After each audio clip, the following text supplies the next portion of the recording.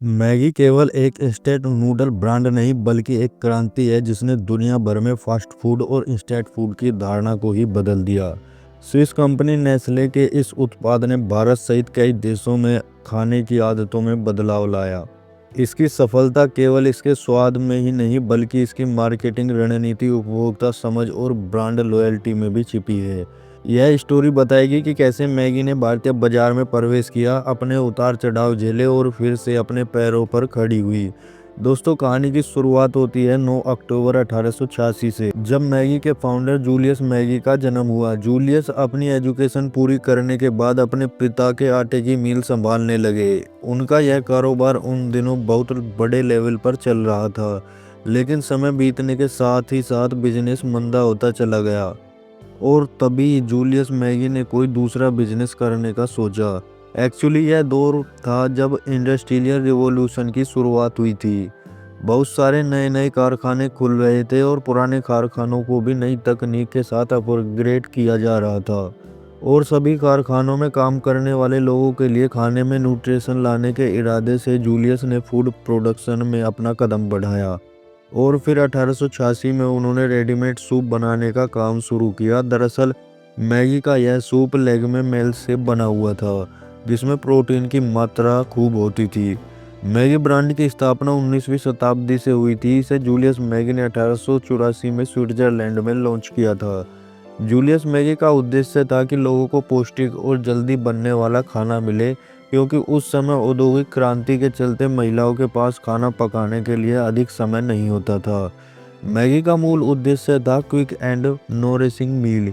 यह विचार जल्दी ही सफल हुआ और मैगी ने यूरोप में अपनी जड़ें जमा ली। 1947 में नेस्ले ने मैगी का अधिग्रहण कर लिया और इसे वैश्विक ब्रांड बना दिया। भारत में मैगी को 1983 में लॉन्च किया गया। उस समय भारतीय बाजार में स्ट्रीट फूड की अवधारणा बहुत ही नई थी। पारंपरिक भारतीय घरों में लोग ताज़ा पका हुआ भोजन पसंद करते थे और पैकेज्ड फूड को स्वास्थ्य के लिए अच्छा नहीं माना जाता था। लेकिन नेस्ले इंडिया ने इस चुनौती को अवसर में बदला। उन्होंने भारतीय उपभोक्ताओं की आदतों का अध्ययन किया और मैगी को ऐसे उत्पाद के रूप में पेश किया जो बस 2 मिनट में ही तैयार हो सकता था। चुनौतियां और रणनीतियां। जब मैगी भारत में आई तो इसे 3 बड़ी चुनौतियों का सामना करना पड़ा। स्ट्रीट फूड कॉन्सेप्ट नया था। भारतीय परिवार घर का बना खाना पसंद करते थे। महिलाओं की सोच बदलनी थी। उन्हें यह यकीन दिलाना था कि मैगी उनके बच्चों के लिए हेल्दी है। नूडल्स का भारतीयकरण करना था। भारतीय बाजार में उस समय नूडल्स बहुत लोकप्रिय नहीं थे। नेस्ले इंडिया ने इन चुनौतियों को दूर करने के लिए 3 प्रमुख रणनीतियां अपनाई। पहला, बच्चों को टारगेट करना। मैगी को बच्चों के लिए एक टेस्टी और मज़ेदार स्नैक के रूप में प्रस्तुत किया गया। दूसरा, माताओं को कन्विंस करना। विज्ञापनों में यह दिखाया गया कि मैगी हेल्दी और माँओं के लिए एक अच्छा विकल्प है। तीसरा था स्वाद में भारतीय फ्लेवर लाना। मसाला मैगी जैसी वैरायटी लाकर भारतीय स्वाद को ध्यान में रखा गया। मैगी का सुनहरा दौर। 90 के दशक में भारत में टीवी का प्रसार बढ़ा और उसी के साथ मैगी की पॉपुलैरिटी भी बढ़ी। 2 मिनट में तैयार वाला स्लोगन इतना प्रभावी था कि घर घर में प्रसिद्ध हो गया। डिफरेंट फ्लेवर्स, चिकन मैगी मसाला, मैगी आटा नूडल्स, मैगी ओट्स आदि। स्मार्ट पैकेजिंग, छोटे पैक्स, फैमिली पैक्स और बाउल पैक्स। विज्ञापन रणनीतियाँ, मम्मी भूख लगी जैसे आकर्षक कैंपेन। धीरे धीरे मैगी बच्चों से लेकर युवाओं और कामकाजी लोगों तक का पसंदीदा स्नैक बन गई। 2015 में मैगी को अपने सबसे बड़े संकट का सामना करना पड़ा। भारत ने मैगी पर प्रतिबंध लगा दिया क्योंकि इसमें लेड और एमएसजी की अधिक मात्रा पाई गई थी।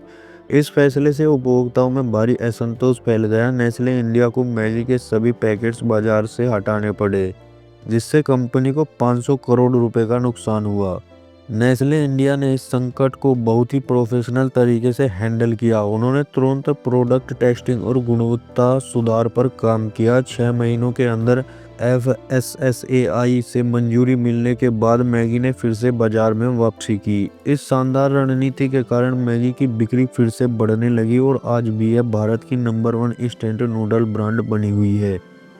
मैगी की वर्तमान स्थिति और भविष्य। आज मैगी सिर्फ नूडल्स तक ही सीमित नहीं है। नेस्ले ने इसे एक बड़े ब्रांड में बदल दिया है। Maggi pasta, Maggi soup, Maggi मसाले।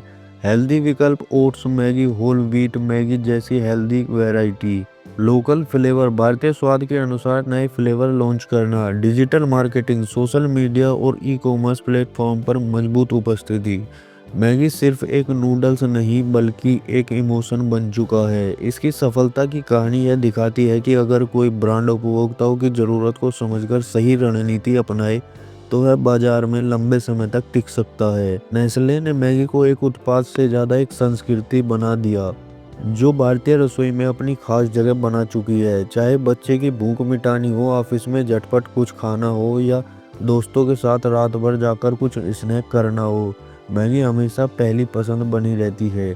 नेस्ले ने खुद माना है कि उसके ज़्यादातर प्रोडक्ट सेहतमंद नहीं है। जून 2021 में कंपनी के इंटरनल प्रेजेंटेशन के दौरान नेस्ले ने बताया था कि उसके 60% से ज़्यादा प्रोडक्ट स्वास्थ्य मानकों को पूरा नहीं करते। दुनिया की सबसे बड़ी फूड कंपनी नेस्ले का विवादों से पुराना रिश्ता रहा है।